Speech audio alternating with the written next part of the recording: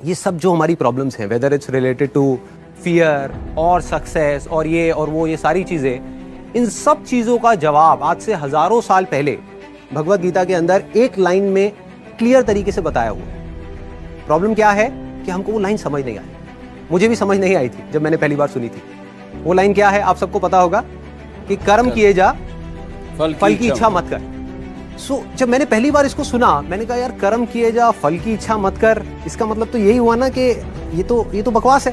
क्योंकि आज के टाइम में अगर हम देखें अपने आसपास में, तो इसका एग्जैक्ट ऑपोजिट हो रहा है। सबसे ज्यादा मेहनत कौन कर रहा है? एक रिक्शे वाला कर रहा है कि नहीं? और उसको क्या फल मिल रहा है? कुछ भी नहीं। और ऐसे बहुत सारे लोग हैं जो बहुत मेहनत कर रहे हैं, उनको रिजल्ट कुछ भी नहीं मिल रहा। तो खेल है क्या? खेल क्या है कि हम इसको बारीकी से समझ नहीं पाए। मैं भी समझ नहीं पाया था। फिर जब इसके ऊपर एक एक वर्ड को इसको पकड़ने की कोशिश करी और समझ आया, तब क्लियर होता चला गया कि एग्जैक्टली कर्म करना कैसे है। देखो, कर्म भी सही डायरेक्शन में करना है, तभी रिजल्ट आएगा ना। सक्सेस यहां है, आप वहां भागे जा रहे हो। आप कह रहे हो यार मैं तो 10 साल से भाग रहा हूं, अभी तक मेरे को सक्सेस मिली नहीं। तो फंडा क्या है कि डायरेक्शन गलत है। कर्म गलत डायरेक्शन में हो रहे हैं। अगर कर्म सही डायरेक्शन में हो जाए तो प्रॉब्लम सॉल्व। अब देखिए क्या है, कितना आसान है कि हमारे सारे डर खत्म हो जाएंगे और पूरी तरह से खत्म हो जाएंगे। सक्सेस जो चाहिए, जितना चाहिए वो हमको मिल जाएगा। इसका मतलब कुछ लोग क्या निकालते हैं कि कर्म किए जा, फल की इच्छा मत कर, इसका मतलब कि फल नहीं मिलेगा, जबकि ये नहीं है। भगवत गीता में जब भगवान श्री कृष्ण उनको, अर्जुन को बोल रहे हैं, तो किस लिए बोल रहे हैं? लड़ाई को हारने के लिए, लड़ाई को जीतने के लिए? लड़ाई को जीतने के लिए, वो भी एक इतना बड़ा युद्ध, उसको जीतने के लिए बोला गया है, ना कि हारने के लिए। तो अब देखिए किस तरीके से काम करता है। सबसे पहले देखते हैं कर्म क्या है। कर्म 3 लेवल पे होते हैं। एक है जो हम अपनी बॉडी से करते हैं, जो हम समझते हैं कर्म का मतलब कि जिसको हम मेहनत बोलते हैं, वो कर्म इंपॉर्टेंट है ही नहीं, मैटर ही नहीं करता। मतलब अगर उसकी इंपॉर्टेंस वाइज अगर आप मुझसे पूछो, out of 100, out of scale of 100, मैं कहूंगा 1% है उसकी। क्या बॉडी से क्या कर रहे हो वो मैटर नहीं करता। फॉर एग्जाम्पल, 2 लोग हैं, 2 लोग एक ही काम कर रहे हैं, एक जैसा काम कर रहे हैं बॉडी से, दोनों ही एक आदमी को मार रहे हैं। एक मार रहा है अपने फायदे के लिए, दूसरा मार रहा है किसी और को बचाने के लिए। तो बॉडी के लेवल पे दोनों सेम कर्म कर रहे हैं, लेकिन माइंड के लेवल पे अलग अलग कर रहे हैं।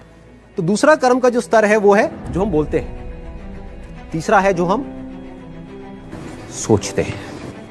असली खेल यहां है। जो आदमी सही सोच नहीं सकता, क्या वो सही बोल सकता है? इम्पॉसिबल। जो सही बोल नहीं सकता वो सही करेगा क्या? तो सारे जो कर्मों की बात हो रही है वो यहां हो रही है। और वो कर्म क्या है? सोच के लेवल पे। और जिसकी सोच सही डायरेक्शन में हो गई, उसकी लाइफ सही डायरेक्शन में जानी, उसको तो फल मिलना ही मिलना है। फल के बारे में जो मांग रहा है, सपोजिंगली हाथ ऐसे करके बैठे रहो कि हे भगवान मुझे फल दे दो, मुझे ये चाहिए, मुझे नंबर चाहिए, मुझे ये चाहिए, मुझे बिजनेस में पैसा चाहिए, मुझे जॉब में प्रमोशन चाहिए, सब कुछ मांगते रहो और कर्म सही डायरेक्शन में करो नहीं, तो क्या होगा? वो मिलेगा ही नहीं कभी भी।